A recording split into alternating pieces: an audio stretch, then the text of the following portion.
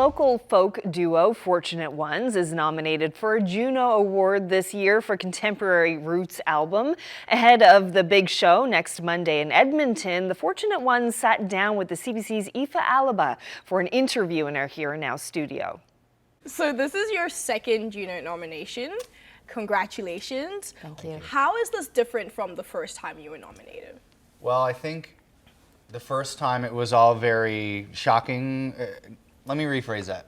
It was shocking this time as well. I just mean in terms of like being on the ground at the Junos was kind of a shock. It was almost like, wow, we're kind of at the door of this club now, you know? And it felt very, very new and very kind of almost overwhelming. And I think in the 6 years that have passed since that, we've grown a lot as people, as professionals, as artists. And I think there's a newfound kind of confidence that we have going into that experience. And just, I hope to be more present this time around than I was last time. It was all very, again, the shock was being there, not the nomination. And it was, yeah, just a little bit of a deer in the headlights type of situation. So this time I'm looking forward to being more present in the moment. Yeah, totally. That was 6 years ago, so I feel like we've grown up a lot sort of since then. And yeah, it's nice to just walk in there with a bit more confidence. Yeah, because you guys are just so good, you expected to be nominated. You weren't shocked at all. But, and you know, another really kind of important point to this question is coming out of, on some level, the pandemic as artists and kind of looking around and knowing that we survived.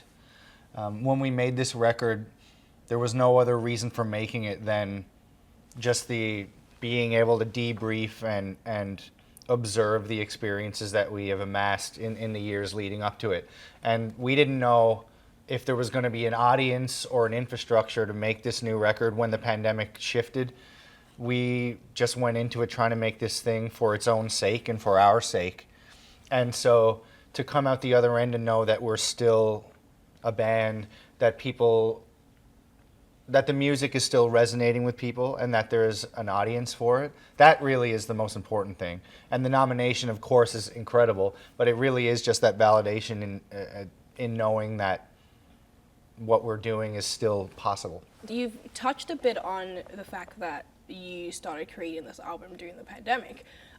What was that process like for you? The process this time around was actually, I don't know, kind of life-saving in a way.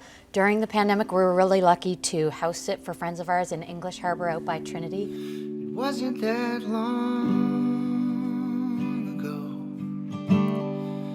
You pushed through the door and came in from the cold. And it was a time, you know, we were isolated anyway.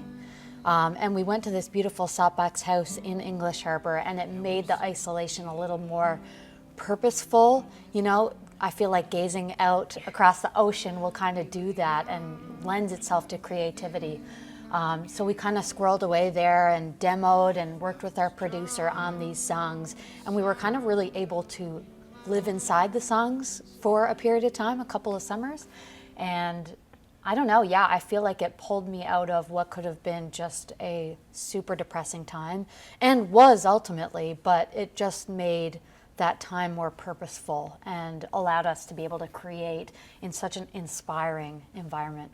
That sounds really cool, because then that means you were forced to isolate, but then you kind of chose isolation, which made it I mean, better. ultimately, when you look back on it in hindsight, it was a particularly privileged experience. You know, in Newfoundland, in those early days, everything was locked down so much, but we kind of had it under control at that time so that we could freely go around the bay. And we did have these friends who couldn't make it to their summer home.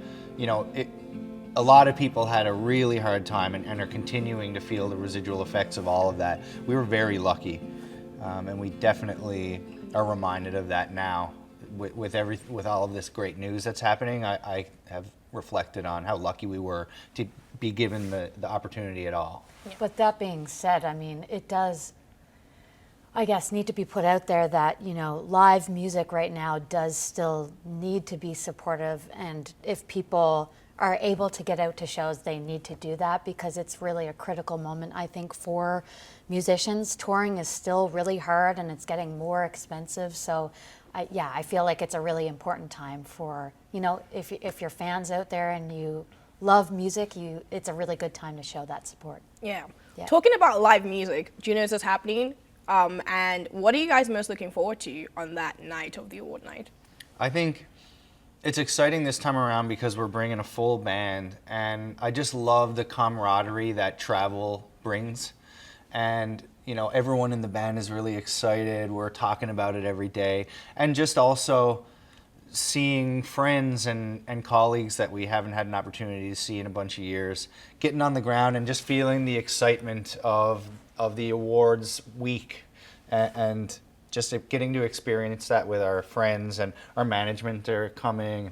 It's just a really nice kind of celebratory moment that we're going to try to revel in for a few days. Definitely excited to celebrate. Well, if you need anyone to play a cowbell for you, I am definitely open and available. 100%. And We do need yes, more. yes, definitely, and we'll get a ticket booked for you very Yeah, shortly. great. Send it to my email. 100%. Well, thank you so much for joining me. Had a great time talking to you. And good luck with the Junos. Thank you. Thank you so You much. win.